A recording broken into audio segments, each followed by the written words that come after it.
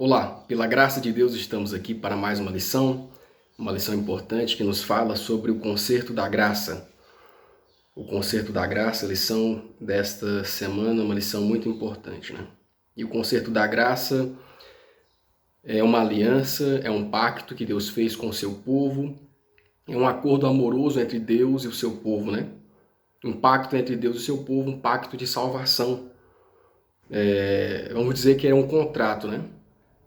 Onde Deus apresenta as cláusulas desse contrato, apresenta as condições de observância desse contrato, né, para as duas partes. É uma aliança feita entre duas partes, Deus e o seu povo, porque o seu povo caiu em pecado e esse plano da salvação que vem desde os tempos eternos, Deus apresenta ao seu povo, né? Então nós temos aqui nessa lição Deus apresentando esse plano, esse concerto, fazendo essa aliança com Adão, fazendo essa aliança com Abraão, renovando o seu concerto com o seu povo. E nesse acordo que Deus faz para salvar o ser humano, ele mostra o estilo de vida que as pessoas, que o seu povo deve ter, que é um estilo de vida de obediência. Essa é a principal condição do concerto, né, da graça entre Deus e o seu povo, a prestação de obediência, prestar obediência a Deus, aos seus mandamentos, à sua vontade, né? Então esse é o estilo de vida da pessoa que aceita fazer parte do povo de Deus. A pessoa que aceita fazer parte do povo de Deus, ela aceita obedecer a Deus, né? Então ela faz esse pacto com Deus, ela cumpre essa aliança, ela cumpre esse concerto que é a obediência, né? O propósito principal desse concerto, né? Mas a obediência ela não compra a nossa salvação. Nós somos salvos pela graça. Na verdade, nós obedecemos porque nós temos gratidão a Deus, né? Obedecemos porque amamos a Deus. É porque já estamos salvos pelos méritos de Cristo, pela fé em Cristo, é que obedecemos a sua vontade, obedecemos a sua lei e a sua vontade, né? Então, é porque essa pessoa já foi salva, é porque essa pessoa já aceitou o conserto de Deus na sua vida, é que ela agora vive uma vida para Deus. Ela vive uma vida que demonstra ser amiga de Deus, né? Ela vive uma vida onde ela demonstra viver para Deus, né? É uma demonstração de amor. A obediência é uma demonstração de amor, né? Porque esse é o estilo de vida daquele que aceita fazer parte, então do povo de Deus, né? Ele aceita esse pacto com Deus, o pacto da graça que vem desde os tempos eternos, né? Quando o Pai, o Filho e o Espírito Santo se reuniram ali em concílio e viu que o homem poderia cair, e havendo essa queda, então ali esse pacto já foi feito também, né? E esse pacto foi passado para o homem em algumas fases aqui que nós podemos perceber durante essa lição. Então na Bíblia existe o velho e o novo concerto. Na verdade é um concerto só, é o concerto da graça, né? E na verdade é chamado de velha aliança, porque foi dado primeiramente para o povo de Israel, o povo do Israel antigo, né? Por isso foi chamado de antiga aliança. Mas essa aliança entre Deus e o seu povo é uma só, porque desde a eternidade Deus então fez o plano da salvação, o plano da redenção para salvar o seu povo, né? Então é um único plano da salvação, onde somos salvos pela fé em Cristo Jesus. Então é o mesmo concerto tanto no Velho Testamento como no Novo Testamento, o concerto da graça, né? E como o antigo Israel falhou em obedecer, em cumprir a aliança com Deus, então Deus deu uma nova aliança, trouxe uma nova roupagem nessa aliança, né? Deus reformulou essa aliança e apresentou novamente ao seu povo, né? Deus apenas renovou o concerto, na verdade, né? Deus apenas renovou o concerto, dando uma reformulada ali para que o povo pudesse melhor cumpri-lo, né? Então, o acordo, esse pacto, essa aliança sempre existiu, ou seja, Deus tem o desejo de salvar o ser humano e as condições para que o ser humano seja salvo é prestar obediência por amor, né? Então, através dessa relação de amor, Deus deseja salvar o ser humano desde o início, desde Adão e Eva, na era patriarcal, em todos os momentos Deus deseja salvar o ser humano. E esse é o concerto da graça desde o início. E só que agora Deus ele reformula, né, a nova aliança, na nova aliança. A aliança é a mesma, só que agora na segunda parte, depois que Israel quebra o primeiro concerto, Deus então agora dá uma reformulada, né? Ao invés de o indivíduo observar, né, puramente a lei, Deus ele deseja colocar essa lei gravada no nosso entendimento, gravada em nossos corações, né? Então é algo colocado dentro do coração do ser humano agora, né? Deus quer colocar essa lei dentro do nosso coração, né? Esse é o estilo da vida daquele que obedece a Deus. Ele sabe que é salvo pela graça, mas essa graça exige obediência. Então nós obedecemos a palavra de Deus por amor, porque já fomos salvos, em consequência nós guardamos a lei de Deus. Porque a lei de Deus também aponta o nosso pecado, o nosso erro, mas também nos conduz a Cristo, né? Nos mostra quem pode nos salvar, né? Porque transgredimos a lei perfeita, a lei de Deus, a lei do amor, né? Então essa velha e nova aliança, que é resumida num concerto só, apenas em momentos diferentes, né? Com uma reformulação. Então esse novo concerto esse concerto que Deus fez com o povo de Israel, ele também quer fazer com cada um de nós, né? Salvos pela graça de Cristo. Deus deseja escrever no seu povo a lei na sua mente, no seu entendimento, para que as práticas desse povo sejam práticas bondosas, sejam práticas de acordo com a vontade do Senhor. O verso áureo nos diz assim, Gálatas 3,14 diz assim: para que a bênção de Abraão chegasse aos gentios por Jesus Cristo, para que pela fé nós recebamos a promessa do Espírito. Então Deus aqui, ele está apresentou seu concerto a Abraão, de que ele seria uma bênção para todas as nações, de que ele seria a cabeça do seu povo naquele momento ali, né? Abraão seria o patriarca principal do seu povo, um dos chefes principais. Dali derivaria, né? Da sua família derivaria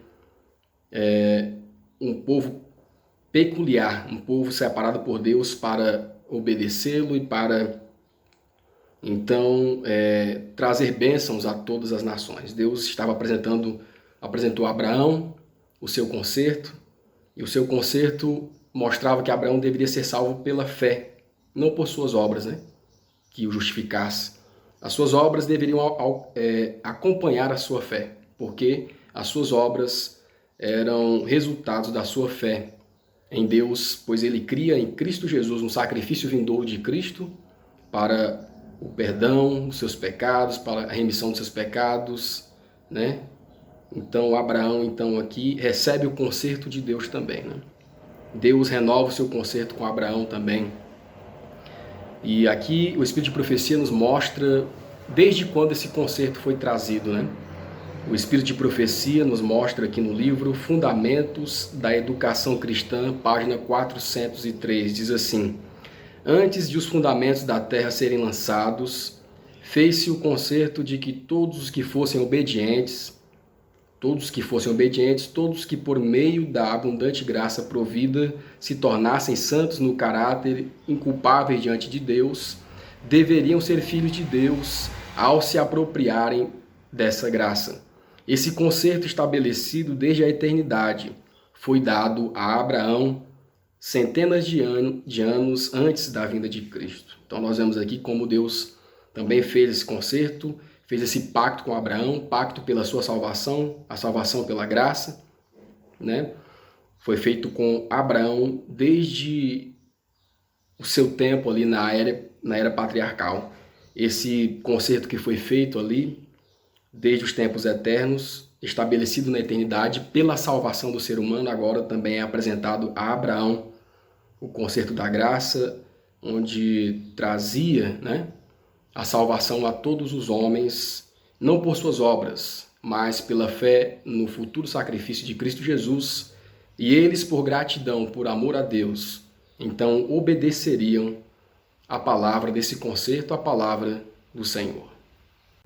O primeiro tópico nos fala sobre Cristo na era patriarcal. Então nós vamos ver aqui como foi o trabalho de Cristo nessa era, como Paulo apresenta, né, o trabalho de Jesus, a ligação de Jesus e os patriarcas do passado principalmente aqui nesse caso com Abraão, onde Paulo ele foi estrategista contra pessoas que eram contra o Evangelho de Cristo, e ele fez uma ligação importante aqui entre Cristo e Abraão para demonstrar a graça do Senhor em todos os momentos, né? A letra A, dirigindo-se aos Gálatas influenciados pelos judaizantes. Esses judaizantes aqui eram os mestres, né, judeus que queriam viver pela prática da lei cerimonial, né? Ainda cria na prática e queria forçar os outros, né, principalmente os gentios, a guardarem a lei cerimonial. Como Paulo introduziu a conexão entre Cristo e Abraão, de quem todos os hebreus se consideravam filhos por linhagem, Gálatas 3, 6 a 8. É o caso de Abraão, está falando aqui Paulo, que creu em Deus, isso lhe foi imputado como justiça. Sabei, pois, que os que são da fé são filhos de Abraão. Ora, tendo a Escritura previsto que Deus havia de justificar pela fé os gentios, anunciou primeiro o Evangelho a Abraão, dizendo: todas as nações serão benditas em ti. Então esse tópico aqui vem falando a graça, Cristo na era patriarcal, nós podemos dizer então a graça na era patriarcal, né? Nós temos aqui então a graça de Cristo antes da sua morte, né? O desejo de Deus sempre foi salvar o ser humano, desde o início. E o plano da salvação foi feito desde os tempos eternos, porque Deus já havia, né, previsto que o ser humano poderia cair na tentação. E então se juntou Pai, Filho e Espírito Santo e fizeram um plano da salvação. Não foi nada feito ali pelo mero acaso, né? De repente, depois do pecado. Não, era algo que Deus já havia estabelecido, uma chance, né, para o ser humano depois da sua queda. Então, o desejo de Deus de salvar o ser humano em todas as eras é desde a eternidade, em todas as eras, né? Então, o ser humano Deus olhando com carinho para o ser humano, estabeleceu então o plano da salvação, o conserto da graça, e todos aqueles que viveram antes da vinda de Cristo, do sacrifício de Cristo, também foram alcançados por essa graça. Essa graça foi apresentada para eles bem antes, né? Eles deveriam ter fé no futuro sacrifício do Filho de Deus, né? Então essa graça também foi dada a eles, né? Não há nada de novo para nós, mas tudo isso já foi passado pelos os pais da humanidade, né? Adão e Eva, os patriarcas aqui também, e eles também foram salvos por essa graça, né? Tinham fé no futuro sacrifício de Cristo, na promessa que Deus havia feito, que viria o Salvador do mundo. Cristo viria para morrer em favor da humanidade, para que todos tivessem concretizada a sua salvação, né? A sua salvação em favor do ser humano. Então, para aqueles que viveram antes da vinda de Cristo ao mundo, vamos dizer assim, eles tiveram também a fé futura. Cristo também, foi apresentado a eles também o Evangelho de Cristo, né? Que no futuro Cristo viria para morrer em prol do ser humano e concretizar então a salvação de todo ser humano, né? Então, para aquelas pessoas do passado, vamos dizer que era até mais difícil crer, né, em algo que viria no futuro, mas mesmo assim, pela fé, eles vislumbraram a glória de Cristo, né? Pela fé, pelo amor que tinha a Deus, né? Eles creram então na promessa de Deus, que iria mandar o seu Filho morrer em favor da humanidade, né? E para as gerações depois da morte de Cristo, tudo ficou registrado, né? Tudo, vamos dizer assim, que ficou mais fácil, entre aspas, né? Então, as gerações posteriores à vinda de Cristo tem tudo historiado, né?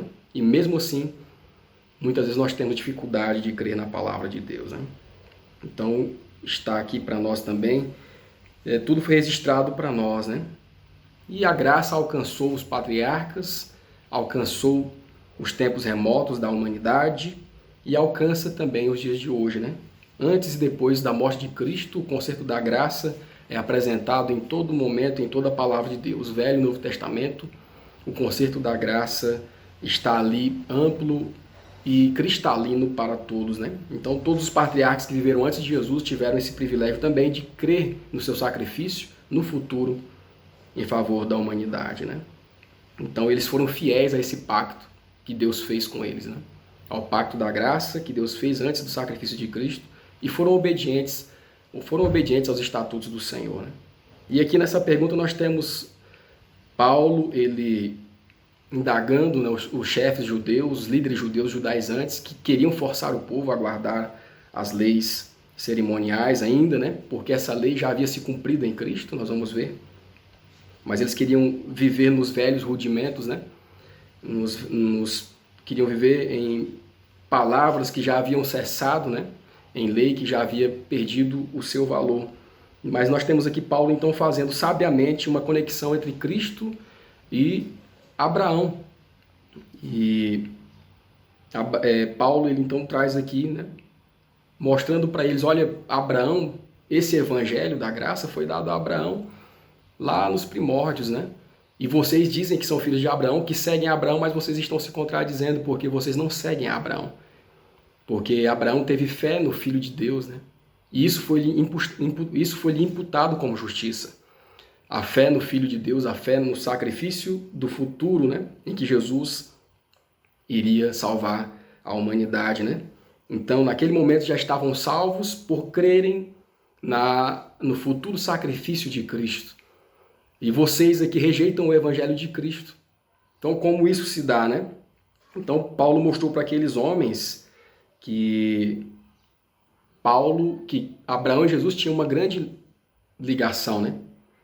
Porque Abraão já cria no evangelho de Jesus Cristo como Salvador do mundo, né? Então, Paulo mostrou aqui para esses líderes judeus que eles estavam se contradizendo, que eles diziam, né, que eram filhos de Abraão, mas eles não observavam a fé de Abraão, porque rejeitavam o evangelho de Cristo, sendo que Abraão, nos primórdios, havia crido, havia tido fé, exerceu fé no evangelho de Cristo, exerceu fé na palavra, na promessa de Deus, no sacrifício futuro de Cristo em favor da humanidade, né? Então, Paulo disse para eles assim, olha, vocês estão dizendo que são filhos de Abraão, mas na verdade os verdadeiros filhos de Abraão são aqueles que vêm da fé. São aqueles que têm a mesma fé de Abraão, né? São aqueles que vivem como Abraão viveu, né? Aqueles que têm uma fé como Abraão teve, né? Porque Abraão ele creu na promessa de Deus, né? Creu no futuro sacrifício de Cristo Salvador. E aqui vocês estão abandonando o evangelho, o verdadeiro evangelho, o evangelho de Cristo. Vocês estão rejeitando a fé no Filho de Deus, né? Porque foi Abraão que primeiro recebeu o evangelho. Estou pregando para vocês aqui, mas primeiramente Abraão lá atrás já recebeu o evangelho e ele creu, ele teve fé na promessa do Senhor, né? Então, Cristo lá atrás já tinha uma ligação profunda com Abraão, né?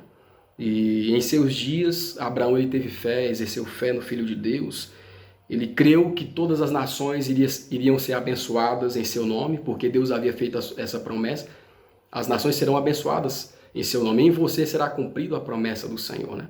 E as nações foram abençoadas em Abraão, por quê? Porque todas as nações seriam benditas em Abraão. Porque da sua linhagem viria o Messias, o Salvador do mundo, o Filho de Deus, né? De sua linhagem, então, viria o Messias, o Cristo, o Salvador da humanidade. E pela fé, Abraão aceitou o plano de Deus. E isso lhe foi imputado como justiça, né? Porque ele creu no plano de Deus, aceitou os méritos de Jesus no futuro já. Naquele momento ali, ele já crendo, já recebia a sua salvação, né? Então a fé desse homem foi uma fé muito forte, né? Crendo que no futuro ainda, após a sua morte, Deus iria resgatá-lo, né?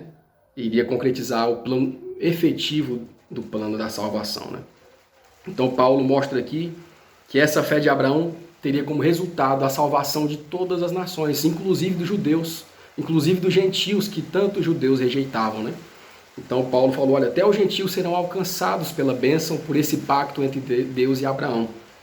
E esse pacto entre Deus e Abraão envolve o seu evangelho, que é Cristo Jesus apresentado como o Salvador da humanidade, morrendo em favor de cada um de nós, e pela fé no Filho de Deus nós devemos ser salvos. E essa fé que Abraão teve beneficia até os gentios, até hoje, né? Então Paulo trouxe ali a toda aquela congregação essa lição, mostrando a eles que a fé de Abraão não era algo por acaso, mas é porque ele já tinha um relacionamento com Deus, é porque ele já tinha então aceitado a Jesus como seu sumo salvador, né? Por isso que Abraão foi chamado amigo de Deus e também o pai da fé, né? Isso envolve vários aspectos, mas um desses aspectos é porque aceitou a graça de Cristo já desde os primórdios, né? Crendo num sacrifício futuro de Deus, de Cristo em favor da humanidade, né? Então, pela fé no Filho de Deus, no futuro sacrifício de Cristo, em prol da humanidade, então Abraão foi justificado. Infelizmente, aqueles judaizantes estavam então distorcendo a vontade, a palavra do Senhor, e estavam rejeitando o evangelho que Abraão confirmava na sua vida, havia aceitado pela fé. Não só o advento do Salvador, mas em todas as eras, após a queda e a promessa de redenção, Deus estava em Cristo reconciliando consigo o mundo. Cristo era o fundamento e o centro do sistema de sacrifícios, tanto na era patriarcal quanto na judaica. Desde o pecado de nossos primeiros pais, não houve comunicação direta entre Deus e o homem. O Pai entregou o mundo nas mãos de Cristo para que, por sua obra de mediação, pudesse redimir o homem e reivindicar a autoridade e a santidade da lei de Deus. Toda a comunhão entre o céu e a raça decaída ocorreu por meio de Cristo. Então Abraão sabia que, ao observar também a lei cerimonial, quando matava um cordeirinho, ele estava relembrando, né? Estava gravando em sua mente o futuro e perfeito sacrifício de Cristo ali em favor da humanidade, né? Sabia que aquelas ordenanças da lei cerimonial simbolizavam o próprio Cristo que estava reconciliando consigo, né? Deus e a humanidade, né? Então, quem são os benditos em contraste com os malditos, a letra B? De sorte que os que são da fé são benditos, como crente Abraão. Todos aqueles, pois, que são das obras da lei estão debaixo da maldição, porque está escrito: maldito todo aquele que não permanecer em todas as coisas que estão escritas no livro da lei para fazê-las.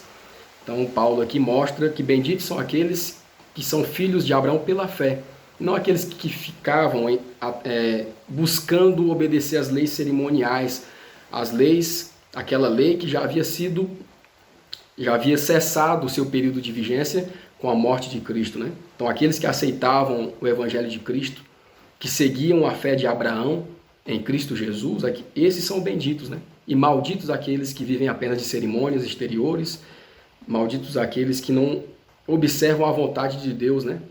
Nessa nova situação, nessa nova aliança aqui. Benditos aqueles que aceitam o evangelho pelo qual Abraão também já cria, e malditos aqueles que rejeitam o evangelho da palavra de Deus, né? Que tentavam dissimular a vontade do Senhor, né? Aqueles que tentam tirar então a palavra do Senhor verdadeira. Benditos são aqueles então que são filhos de Abraão pela fé e seguem a fé de Abraão no Filho de Deus. O segundo tópico nos fala sobre Cristo e as duas leis. Aqui nós vamos aprender a fazer a diferenciação das duas leis, né? Tanto a lei moral dos 10 mandamentos, a lei que representa o caráter de Deus, como a lei cerimonial, que teve um período de tempo, né, que foi usada diante da humanidade, ela teve sua vigência ou a sua validade cessada, né? Cessada em determinado momento. Cristo e as duas leis, né? Explique a conexão entre Cristo e a eterna lei moral dos 10 mandamentos. Isaías 42 e 21, Gálatas 3, 11 a 14. O Senhor se agradava dele por amor da sua justiça, e engrandeceu-o pela lei e o fez glorioso. Gálatas 3, 11 a 14. É evidente que pela lei ninguém será justificado diante de Deus, porque o justo viverá pela fé. Ora, a lei não é da fé, mas o homem que fizer estas coisas, por elas viverá. Cristo nos resgatou da maldição da lei, fazendo-se maldição por nós, porque está escrito: maldito todo aquele que for pendurado no madeiro, para que a bênção de Abraão chegasse aos gentios por Jesus Cristo, para que pela fé nós recebamos a promessa do Espírito. Então nós temos aqui a lei moral de Deus, né? A lei de Deus, que é a revelação do seu caráter, e é uma lei que sempre existiu, né? Os princípios dessa lei sempre existiu lá no céu, e é que rege todo o governo de Deus, né? Então ela foi adaptada ao ser humano e o ser humano deve observá-la, porque é uma lei imutável, né? E Paulo aqui nos mostra a função verdadeira da lei, né? Que é uma lei imutável, né? Mas também nos mostra a graça de Deus, né? Quando quebramos a lei de Deus, existe uma pena para quem quebra a lei de Deus, né? Mas agora aparece a graça de Deus em Cristo Jesus para nos livrar da condenação da lei. Não para vivermos em desacordo com a lei, mas agora para nos darmos uma chance de sermos regenerados para verdadeiramente, por Jesus Cristo agora, obedecermos a palavra da sua lei, né? Mas ela não nos salva. Quem nos salva é a graça de Deus, né? Somos salvos pela fé na graça de Cristo, e essa fé nos capacita. Cristo nos capacita então a vivermos em obediência e em conformidade com a sua lei, né? Porque é um resultado da salvação. Esse guardar a lei é um resultado da salvação de Cristo em nossas vidas, né? É o resultado de aceitarmos a salvação pela fé, é o resultado de aceitarmos a graça do Senhor, né? Então ele nos capacita para obedecermos a lei, mas a lei por si só não nos salva, né? A nossa própria obediência à lei, por força, sozinhos, não nos salva. Ela é consequência de aceitarmos a graça de Deus em nossa vida, né? Então, quando aceitamos, quando entendemos o amor de Deus por nós, então, como gratidão, nós então obedecemos a sua palavra, cremos na sua palavra e obedecemos a sua vontade, a sua lei, porque já fomos salvos por sua graça, porque um dia quebramos a sua lei. A lei de Deus já existia antes de o homem ser criado. Era adaptada à condição dos seres humanos, era adaptada à condição dos seres santos, né? Lá no céu. Até mesmo os anjos eram governados por ela. Após a queda, os princípios de justiça permaneceram inalterados. Nada foi tirado da lei, nenhum só dos santos preceitos poderia ser melhorado. E como existe desde o início, ela continuará a existir por todas as eras da eternidade. Então a lei de Deus continuará a existir por todas as eras da eternidade.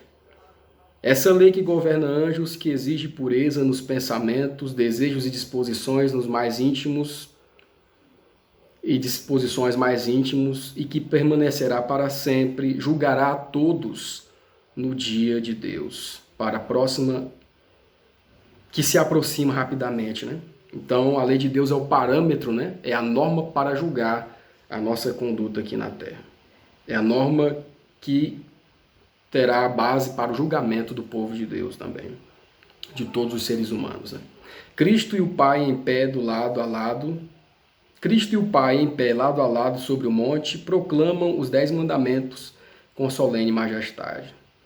Se a lei de Deus pudesse ser alterada ou revogada, então Cristo não precisaria ter sofrido as consequências da nossa transgressão. Ele veio para explicar a relação entre a lei e o homem e comprovar os preceitos dela pela própria vida de obediência. Então Cristo veio viver uma vida aqui de perfeita obediência, e porque Cristo viveu uma perfeita obediência da lei, ele nos capacita também por sua graça, pelos seus méritos, que também possamos viver uma vida de perfeita obediência na sua presença, né? Basta nos apegarmos a Cristo e aos seus méritos, ao seu querer.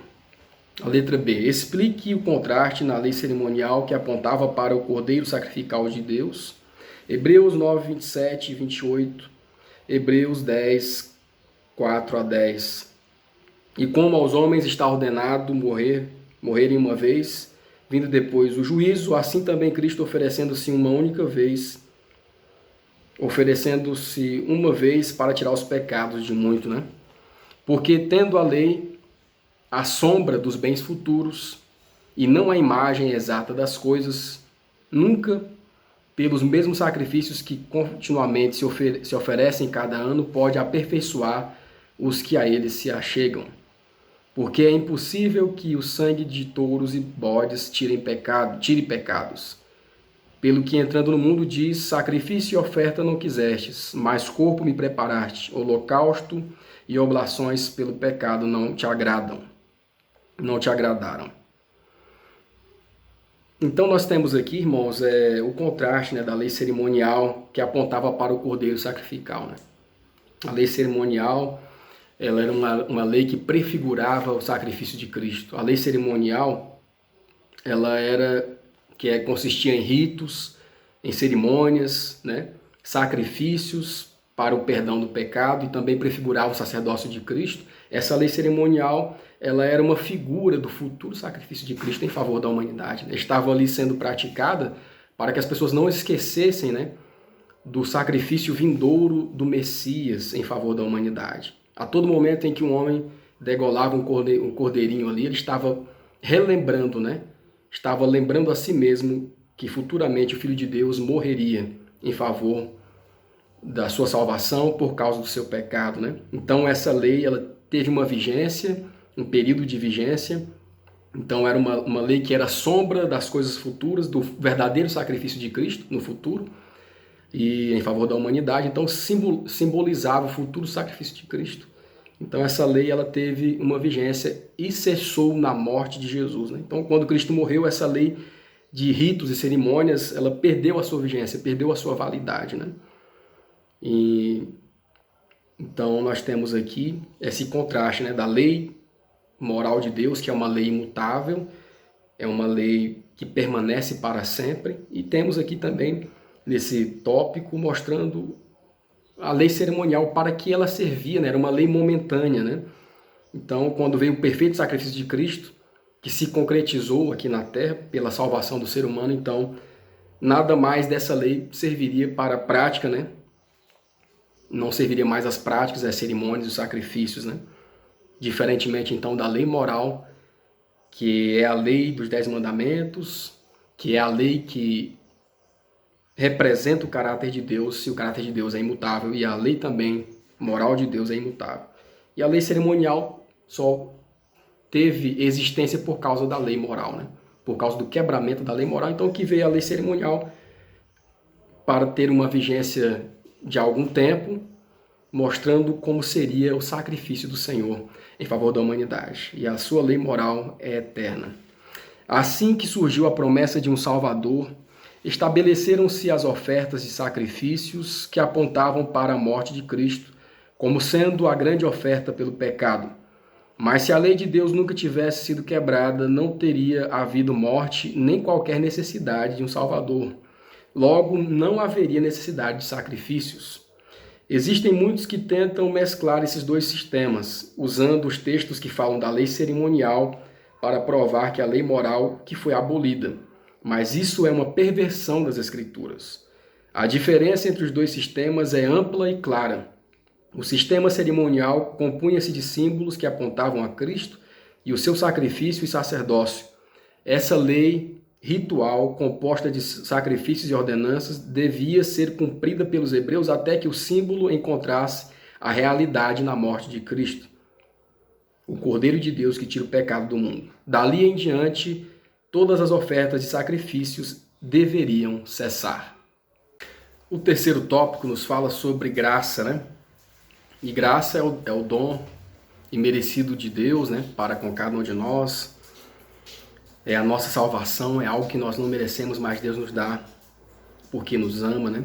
Nos dá em Cristo Jesus, através do sacrifício de Cristo Jesus, né? Então, precisamos entender esse amor de Deus por nós. Talvez nunca venhamos entender, né? Mas completamente, mas precisamos aceitar, né? Para fazermos parte dessa graça de Deus, precisamos aceitar o sacrifício de Cristo em favor de cada um de nós, né? Então, aqui a pergunta A: quando o concerto da graça se tornou necessário pela primeira vez, sendo imediatamente providenciado apontando à vinda do Salvador? Então, quando o concerto da graça se tornou necessário pela primeira vez, sendo imediatamente providenciado e apontado à vinda do Salvador. Então nós temos aqui que foi no Éden, né? Lá com Adão e Eva, Gênesis 3, 9, 11, 14, 15 e 21. Então Deus chamou Adão e disse: onde estás? E ele disse: ouvi a tua voz soar no jardim e temi, porque estava nu e escondi-me. Quem te mostrou, disse o Senhor, que estavas nu? Comeste da árvore que te ordenei que não comesses? Então o Senhor disse à serpente: por que fizeste isso? Maldita serás mais que toda a besta e mais que todos os animais do campo. Sobre o teu ventre andarás e pó comerás todos os dias da tua vida. E porei inimizade entre ti e a mulher, e entre a tua semente e a sua semente. E esta te ferirá a cabeça, e tu lhe ferirás o calcanhar.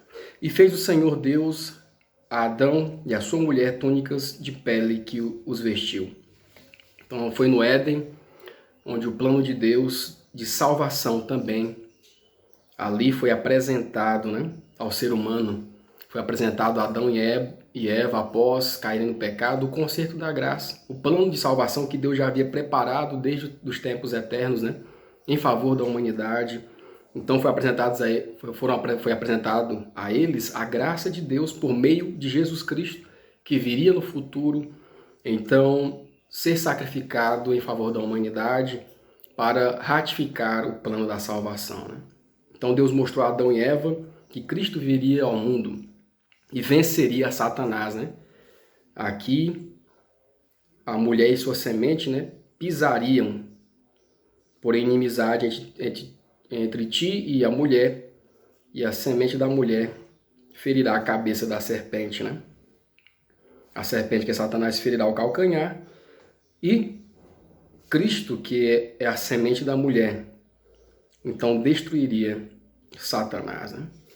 E aqui também nos mostra, nesse texto, a prefiguração da justiça de Cristo, né? Quando Deus faz, então, vestes ali, túnicas, né, da pele de animais, já prefigurava também o sacrifício de Cristo e os vestiu com essas peles, né, com essas túnicas, mostrando que a graça, que a nossa justiça, né, não vem de nós mesmos, a nossa justiça vem de Deus, né? Nos mostra que Deus nos veste com a sua justiça, que a nossa justiça, a verdadeira justiça, que opera em nós para a nossa salvação, deve ser a justiça de Cristo. Assim que houve pecado, houve um Salvador. Então, assim, no momento que houve pecado, o plano da redenção já entrou, né, em destaque, já entrou em efetividade. Efetividade porque Cristo já era, desde os tempos eternos, quem havia sido escolhido para descer ao mundo, para sacrificar-se em favor da humanidade, né? Então, ocorrendo aquele fato gerador, que foi o pecado, então, imediatamente o plano da salvação, o conserto da graça, entrou em ação imediatamente. O conserto da graça foi estabelecido pela primeira vez com o homem no Éden. Então, no Éden, o homem tomou consciência desse plano, né? Então, Deus firmou com Adão e Eva ali aquele plano sobre a graça de Deus. Quando, após a queda, foi dada a promessa divina de que a semente da mulher feriria a cabeça da serpente. A letra B, como esse concerto foi renovado com Abraão e quando foi confirmado, Gênesis 22, 18, Gálatas 3, 14 a 18.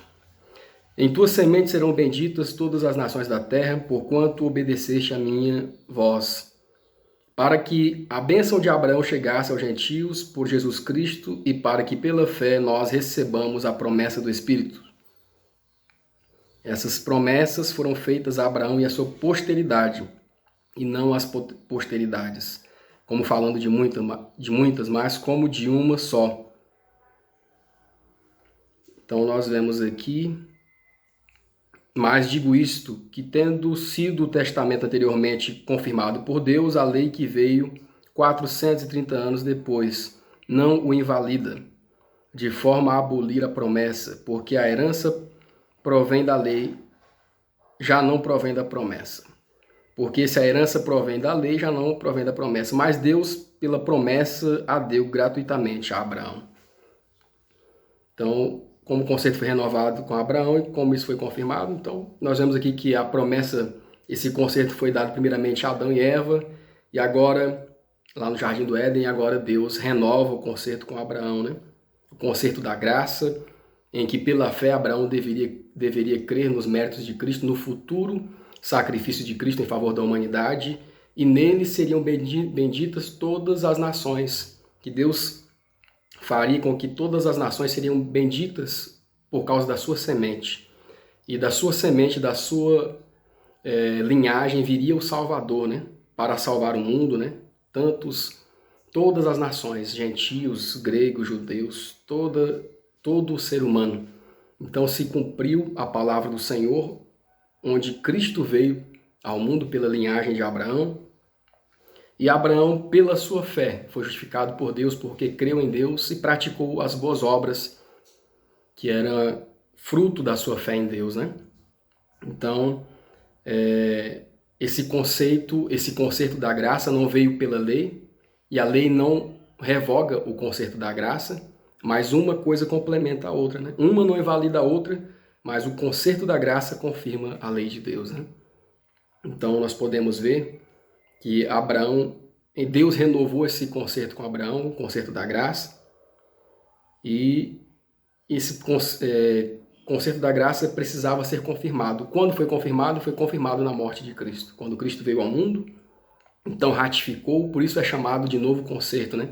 Ele confirmou o concerto que foi dado desde a antiguidade aos nossos primeiros pais e foi renovado na era patriarcal, e na morte de Cristo foi confirmado, né?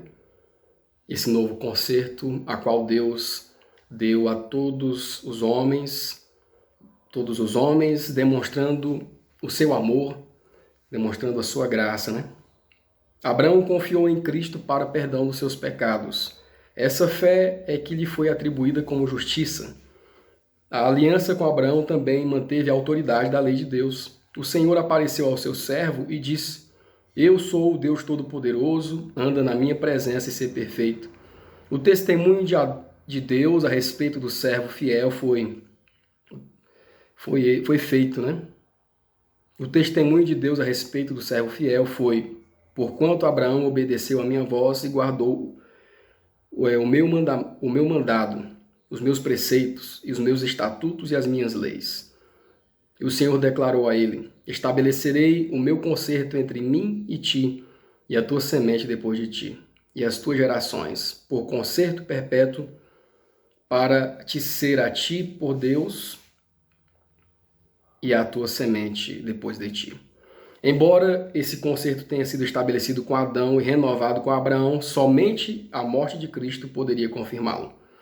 Pela promessa de Deus, esse pacto já existia desde o surgimento do primeiro sinal de redenção. Tinha sido aceito pela fé.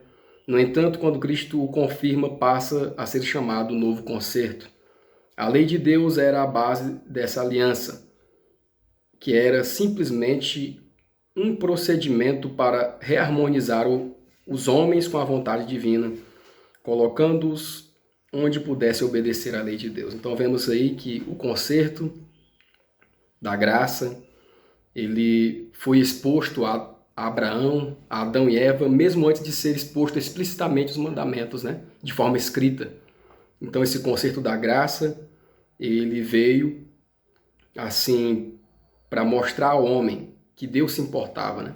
Que Deus queria a salvação deles. E essa graça não anula a lei. Antes a confirma para que nos capacite, essa graça nos capacita para vivermos a lei do Senhor, a sua lei divina. Então foi na morte de Cristo onde esse novo concerto foi ratificado, foi confirmado. O quarto tópico nos fala sobre os dois concertos, né? Em que consistia o velho concerto, quem o quebrou e por que não era algo confiável. Êxodo 24, 6 a 8, Êxodo 32, 1 a 31. E Moisés tomou a metade do sangue, pôs em bacias, e a outra metade do sangue espargiu sobre o altar. E tomou o livro do concerto e o leu aos ouvidos do povo, e eles disseram: tudo que o Senhor tem falado, faremos e obedeceremos. Então tomou Moisés aquele sangue e espargiu sobre o povo, e disse: eis aqui o sangue do concerto que o Senhor tem feito convosco, sobre todas estas palavras. Êxodo 32, 1 e 31. Mas vendo o povo que Moisés tardava em descer do monte, ajuntou-se o povo a Arão e lhes disseram: levanta-te e faze-nos deuses, que vão adiante de nós, porque quanto a este Moisés, a este homem que nos tirou da terra do Egito, não sabemos o que lhe sucedeu. Assim tornou Moisés ao Senhor e disse: Ora, este povo pecou pecado grande, fazendo para si deuses de ouro. Então nós vemos aqui, irmãos, que o velho concerto, ele consistia na obediência, né? Na obediência a Deus, né? E quem quebrou esse concerto foi o povo. O povo que, ao receber o concerto, havia se comprometido em obedecer a palavra do Senhor, havia se comprometido a obedecer a lei de Deus. Por isso Moisés subiu, por isso Moisés subiu ao monte e ali havia feito, então, subido ao monte para receber as tábuas da lei, né? Então Moisés subiu ali, o povo ficou embaixo, falando que não tinha mais líder, e levou Arão a fazer as imagens de ouro, né? Cometeu um grande pecado ali de idolatria. Então esse povo que no primeiro instante, ao receber o concerto, ao ouvir o concerto do Senhor, eles falaram que obedeceriam prontamente, né? Mas esse povo logo de imediato, poucos dias depois, quebra esse concerto. Tudo que o Senhor falar, nós obedeceremos, né? Então, e por que esse concerto não era algo confiável? Porque da parte do povo foi um concerto feito de forma precipitada. Eles falaram aquelas palavras de forma precipitada. Tudo que o Senhor falar, nós obedeceremos. Na verdade, aquilo não estava no coração daquele povo, né? O povo não queria obedecer a Deus, apenas atos exteriores, mas de dentro para fora não havia tido uma transformação. O povo havia passado muitos anos na escravidão, né? No Egito, e aquilo ali os afastou de Deus. Então eles precisavam novamente reaprender a palavra do Senhor, precisavam aprender novamente a palavra do Senhor, que eles haviam esquecido dos mandamentos do Senhor, né? Durante aquele tempo de escravidão. Então, naquele momento que eles fizeram aquele concerto, foi por impulso o velho concerto, né? O primeiro concerto. Eles fizeram por impulso, fizeram um compromisso da boca para fora. Muitas vezes nós fazemos assim também, né? Por impulso, da boca para fora, fazemos votos a Deus, né? E acabamos também não cumprindo, né? Eles achavam que era só falar, vamos obedecer, que já estava tudo resolvido, né? Esqueceram que, na verdade, precisavam do poder da graça de Deus, que é o próprio Cristo em seu coração, né? Precisavam de Cristo para os ajudar a obedecer a palavra do Senhor, né?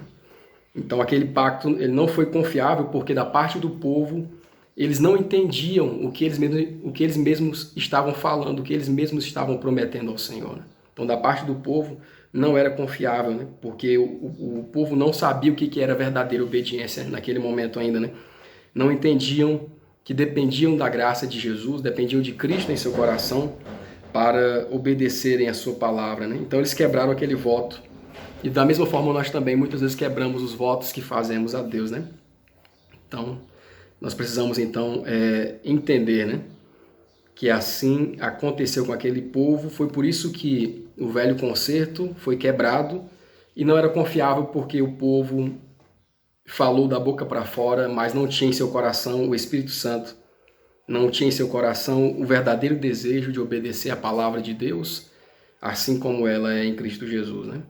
Então, muitas vezes no nosso caso também ocorre da mesma forma, né? Quebramos os nossos votos, os nossos compromissos e fazemos pouco dos concertos que fazemos com Deus, né? Precisamos refletir sobre os compromissos que temos firmados com Deus hoje em dia, né? O outro pacto, chamado nas Escrituras do Antigo ou Velho Concerto, foi estabelecido entre Deus e Israel no Sinai, e logo após ali mesmo foi confirmado pelo sangue de sacrifício. Vamos ver os motivos porque esse concerto não foi confiável da parte do povo, né? Por causa do povo. Na escravidão, o povo de Israel havia perdido em grande parte o conhecimento de Deus e dos princípios do concerto abrâmico. Vivendo em meio à idolatria e corrupção, não compreendiam a santidade de Deus, o excessivo pecado do próprio coração, a total incapacidade de obedecerem por si mesmo a lei de Deus e a necessidade de um Salvador. Precisavam aprender todas essas coisas, né? Eles não sabiam que eles não poderiam cumprir a palavra de Deus por eles mesmos. Precisavam da fé em Cristo, né?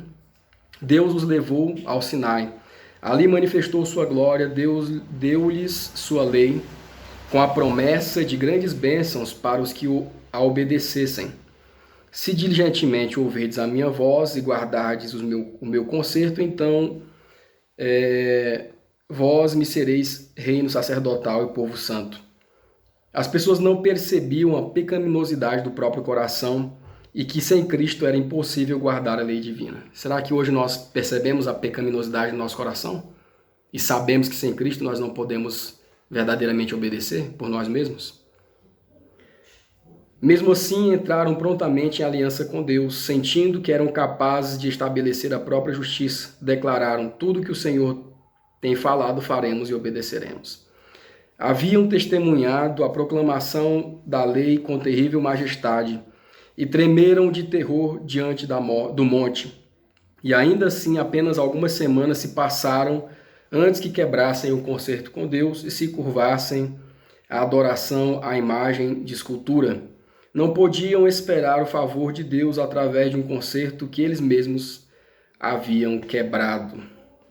Então nós vemos aí o que realmente aconteceu, né? A letra B. Como o Senhor renovou misericordiosamente o concerto original dado a Abraão, chamando-o de nova aliança, Jeremias 31, 33 e 34, Salmo 40, verso 8. Então o ser humano quebrou o concerto com Deus, o povo de Israel naquele momento ali, mas Deus queria renovar esse concerto. Deus queria reformular, refazer, né? Renovar essa aliança com eles, né? Mesmo eles não cumprindo com a sua palavra. Então nós vemos aqui sempre Deus buscando o homem para o salvar, né? Mesmo quando nós caímos, Deus nos dá uma outra chance. E aqui com o povo no passado não foi diferente. Jeremias 31, 33 e 34. Mas este é o concerto que farei com a casa de Israel depois daqueles dias, diz o Senhor. Porei a minha lei no seu interior e as escreverei no seu coração e serei o seu Deus e eles serão o meu povo. E não ensinará a ninguém mais ao seu próximo, nem a alguém ao seu irmão, dizendo: conhecei ao Senhor, porque todos me conhecerão, desde o menor até o maior, diz o Senhor, porque perdoarei a maldade e nunca mais me lembrarei dos seus pecados. Salmo 40, verso 8. Deleito-me em fazer a tua vontade, ó meu Deus. Sim, a tua lei está dentro do meu coração. Então nós vemos aqui, irmãos, Deus chama esse concerto de um novo concerto, né? Na verdade, é o mesmo concerto, mas agora de uma forma refeita, foi refeito esse concerto, né? Deus sabia que a obediência daqueles homens estava apenas da boca para fora, não era uma obediência verdadeira que era produzida de dentro para fora pelo Espírito Santo. Então Deus, ele fala, né, para aquelas pessoas que eles estavam vivendo apenas de atos exteriores. Então, os homens precisavam entender que a vontade de Deus, né, ela tem que vir de um ser transformado do interior, né? Então aqueles homens naquele momento ainda não entendiam. E Deus então falou que colocaria a sua lei agora, né? Reformulou esse concerto colocando a sua lei dentro do entendimento do homem, na sua mente, no seu coração. Porque o homem passaria então agora a entender a vontade do Senhor, mesmo que minimamente. Entendendo a vontade do Senhor, ele teria mais facilidade para a obediência, né? Deus tocaria mais facilmente em seu coração, não apenas atos exteriores, mas agora uma transformação de dentro para fora, né? Então o homem teria consciência do que realmente é fazer o concerto com Deus, né? A lei do Senhor agora estava no seu coração, na sua mente, né? Então Deus promete escrever a sua lei no coração daquele povo e em nosso coração também, em nosso interior, né? E o homem passaria a deleitar-se na lei do Senhor, né? A ter desejo de cumprir a vontade do Senhor, a ter vontade de ser obediente a Deus. Isso aconteceu com Jesus, né? Essa profecia que deleita-me em fazer a tua vontade, ó meu Deus, a tua lei está no meu coração, se cumpriu em Jesus porque ele perfeitamente obedeceu a palavra de Deus, obedeceu a lei de Deus, né? Foi fiel à lei perfeitamente, porque ele tinha essa graça de Deus, que era a lei implantada em seu coração, né? E da mesma forma Deus também quer fazer essa operação em nossas vidas, né? Colocar a sua lei gravada em nossa mente, em nosso coração, para que dentro de nós haja a transformação, né? tão desejada de dentro para fora, transformação feita por Deus, né? Então Jesus pode nos capacitar, colocando a sua lei, a sua graça de dentro para fora, né? Então passaremos a ter a vontade, passaremos a ter o entendimento de o que é verdadeiramente fazer a vontade do Senhor, né? A mesma lei que estava gravada em tábuas de pedra foi escrita pelo Espírito Santo nas tábuas do coração. Em vez de estabelecer nossa própria justiça, aceitamos a justiça de Cristo. É isso que significa, né? Quando Deus coloca a sua lei dentro do nosso coração, significa que a obra que Ele realiza é toda dele. Ele implanta em nós o querer e o efetuar, né? Então, isso é a sua própria justiça, a própria justiça de Cristo, e não o nosso próprio mérito. Seu sangue expia nossos pecados.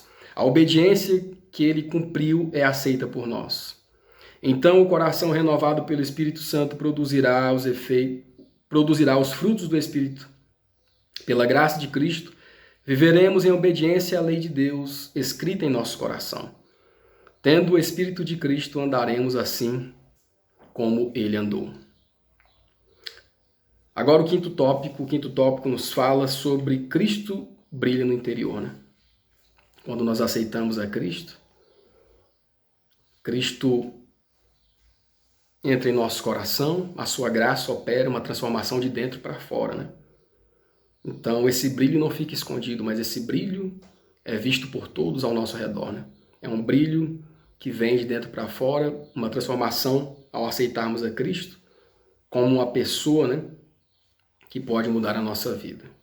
Como o Novo Testamento descreve o mesmo concerto da graça para nós hoje, Hebreus 8:10-13, Tiago 2:18-23, é o mesmo texto anterior, confirmado agora em Hebreus, né? Porque este é o concerto que depois daqueles dias farei com a casa de Israel. Diz o Senhor, porei as minhas leis no seu entendimento e em seu coração as escreverei.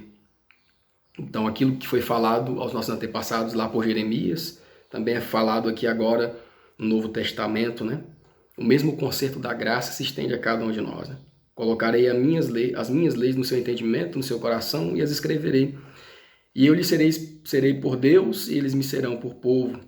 E não ensinará cada um ao seu próximo, nem cada um ao seu irmão, dizendo, conhece o Senhor, porque todos me conhecerão, desde o menor até o maior deles, né?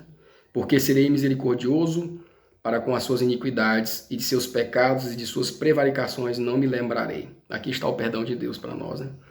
Dizendo, novo concerto, envelheceu o primeiro. Ora, o que foi tornado velho, e se envelhece, perto está de acabar. Mas dirá alguém, tu tens fé, e eu tenho boas obras. Mostra-me a tua fé sem as tuas obras, e eu te mostrarei a minha fé pelas minhas obras. Tu crês que há só um Deus? Faze bem. Também os demônios creem e estremecem. Mas ó homem, vão, queres tu saber que a fé sem as obras é morta? Porventura Abraão, nosso pai, não foi justificado pelas obras quando ofereceu seu altar ao seu filho, sobre o altar ao seu filho? Bem vês que a fé cooperou com as obras, e que pelas obras a fé foi aperfeiçoada. Cumpriu-se a escritura que diz, e creu Abraão em Deus, e foi-lhe isso imputado como justiça, e foi chamado amigo de Deus, né? Então nós vemos aqui o concerto da graça de Deus, o desejo de Deus que tenhamos a sua graça em nossa vida, né? Nos transformar de dentro para fora, vem se estendendo ao longo de toda a história da humanidade, né?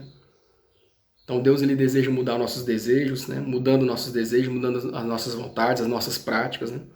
Então o concerto dado aos nossos primeiros pais, renovado com Abraão, ratificado em Cristo, confirmado em Cristo, é esse mesmo concerto hoje que Deus faz com cada um de nós, quer fazer com cada um de nós, né? O concerto da sua graça, o concerto que nos capacitará para vivermos em perfeita obediência à sua lei. Esse é o concerto que Deus quer fazer conosco, né? Assim como Abraão foi salvo pela graça, mas praticava as obras da vontade de Deus, as obras da palavra de Deus, essa obra cooperou, né, com a sua fé, essa obra evidenciou a sua fé muito mais ainda. Então nós somos salvos pela graça de Deus para produzirmos bom fruto. E o bom fruto, agora porque já estamos salvos pela graça de Deus, é a prática das boas obras, né? vivermos de acordo com a lei de Deus, vivermos em perfeita obediência, né? Com a graça de Jesus, nós podemos então ser obedientes à sua lei, assim como os patriarcas do passado, assim como os nossos primeiros pais, e assim como o povo de Israel quando entendeu a verdadeira vontade do Senhor, né? Abraão creu em Deus, como sabemos que ele creu de fato. Suas obras confirmaram a espécie de fé que tinha. Essa fé lhe foi atribuída como justiça. Então, as nossas obras, as boas obras que praticamos pela graça de Deus, confirmam a nossa fé, né, em Jesus, né? Então, as obras que praticamos, as boas obras, elas exteriorizam a graça de Deus em nossa vida, a fé em Jesus Cristo. Precisamos hoje da fé desse patriarca para iluminar a escuridão que se acumula ao nosso redor, bloqueando a doce luz do sol do amor de Deus e diminuindo o crescimento espiritual. Nossa fé deve ser frutífera de boas obras, pois a fé sem obras é morta.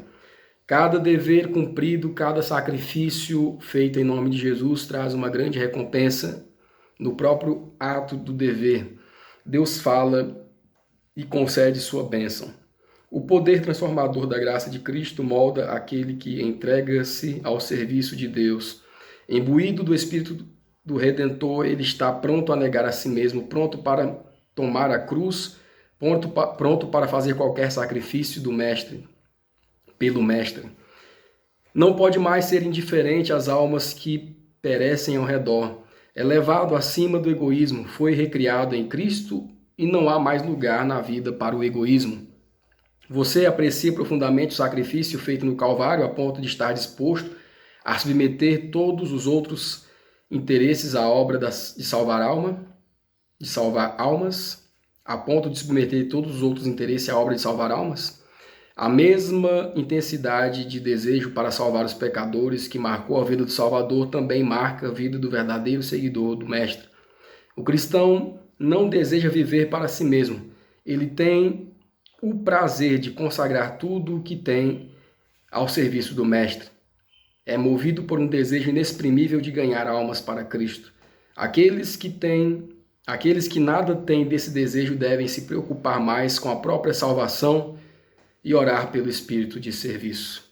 Que Deus nos abençoe, nos ajude, nos dê o seu entendimento, nos dê o seu Santo Espírito para compreendermos